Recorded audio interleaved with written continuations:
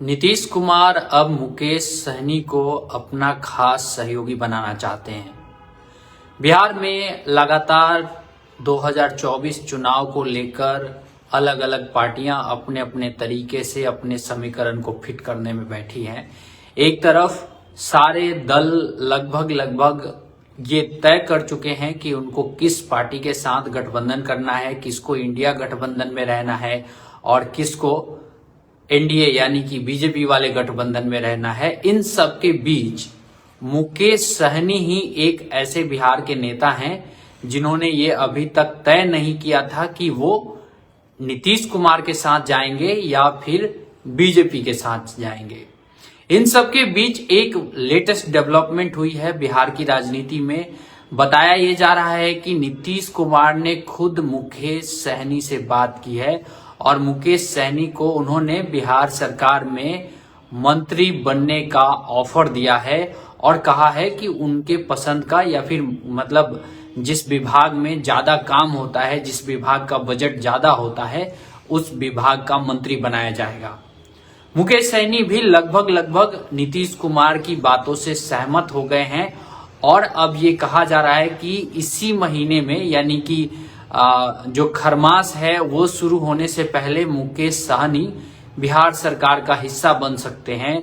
इसके पीछे नीतीश कुमार की एक बड़ी वजह ये है कि मुकेश सहनी के जाति की वोटरों की संख्या लगभग 5 से 6% के आसपास है, जिसमें बिंद है, मलाह है, सहनी है और मुकेश सहनी इस पूरी कैटेगरी के निर्विवाद रूप से सबसे बड़े नेता बन के उभरे हैं।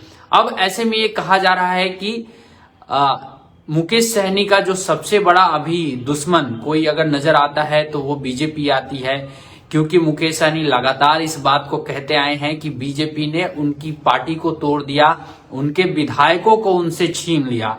ये बात नई नहीं है, ये बात तो काफी खैर पुरानी है, क्योंकि जब मुकेश सहनी ने यूपी में विधानसभा चुनाव लड़ने का ऐलान किया था तब बीजेपी ने कहा था कि आप वहां चुनाव मत लड़ो, लेकिन उन्होंने जिद पकड़ ली थी कि नहीं जी मुझे चुनाव लड़ना ही है।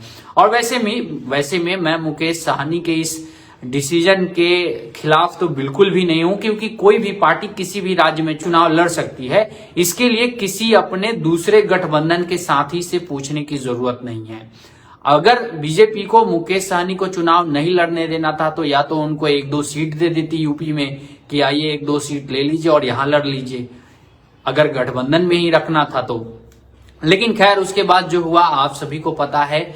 उनकी पार्टी के 4 विधायक थे, एक विधायक जिनका निधन हो गया था और बाकी 3 विधायक थे वो बीजेपी से आए हुए उम्मीदवार थे। दरअसल मुकेश सहनी के पार्टी के पास उम्मीदवारों की कमी थी। 2020 के चुनाव में जो विधानसभा का चुनाव हुआ था तब उनके पास उम्मीदवार नहीं थे। जिन सीटों पे उनको लड़ने के लिए मौका मिला था उनमें से बीजेपी के जो वहां पे नेता थे, स्थानीय नेता, उन्होंने मुकेश सहनी के चुनाव चिन्ह पर वहां चुनाव लड़ा था। और जब मुकेश सहनी से बीजेपी की खटपट हुई, जब बगावत हुई, उनको मंत्री पद से हटा दिया गया, जब उनका कार्यकाल एमएलसी का कार्यकाल जो था वो खत्म हो गया, उसके बाद उनके 3 जो विधायक थे जो बीजेपी के पहले नेता रहे थे, उन तीनों नेता को बीजेपी ने अपने में मिला लिया था। इससे मुकेश सहनी काफी नाराज थे और उन्होंने ये कसम खाया था कि वो जिन्होंने उनके पीठ में छुरा भोंका है, जिन्होंने उनके साथ गद्दारी की है, उसका वो हिसाब करेंगे।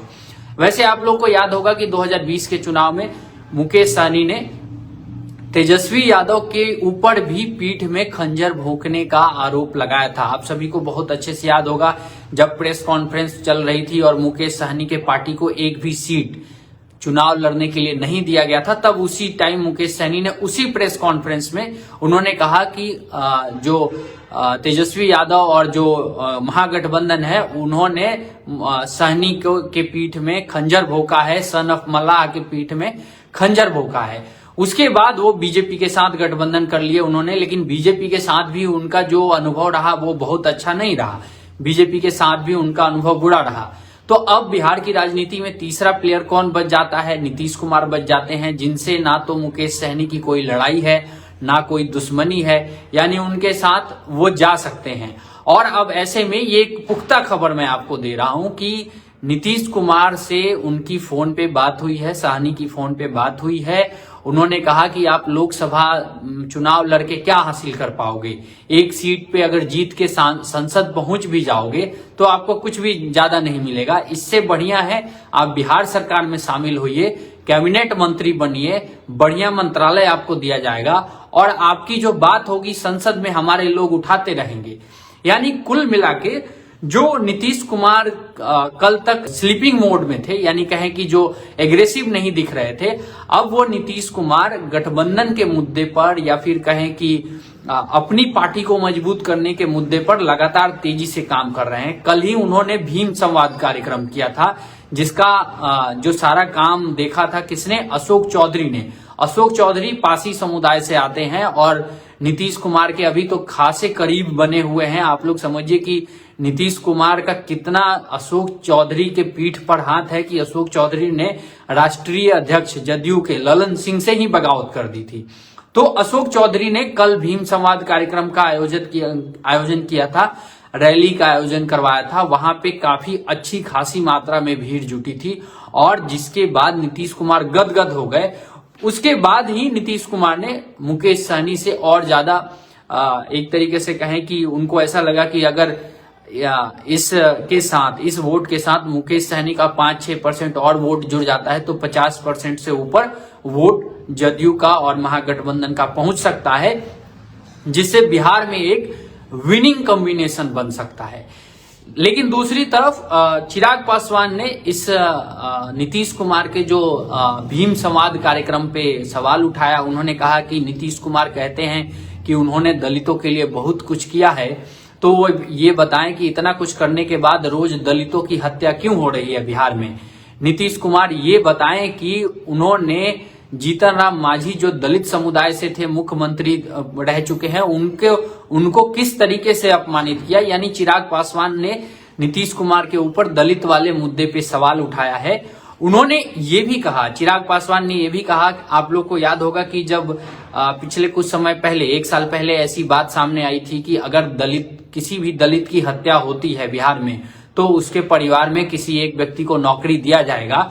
तो चिराग पासवान ने नीतीश कुमार से पूछ लिया कि नीतीश कुमार ये बताएं कि पिछले 1 साल में कितने दलितों की हत्या हुई और उनमें से कितने दलितों के परिवार वालों को नौकरी दी गई।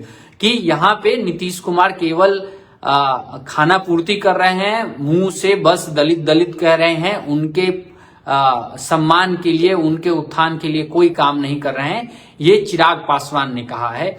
लेकिन यहाँ पे हम लोग बात कर रहे हैं मुकेश सहनी की। तो मुकेश सहनी बीजेपी पे पिछले 3-4 महीने से लगातार हमलावर तो रहे हैं, लेकिन कभी भी वो नीतीश कुमार के ऊपर हमलावर नहीं हुए हैं।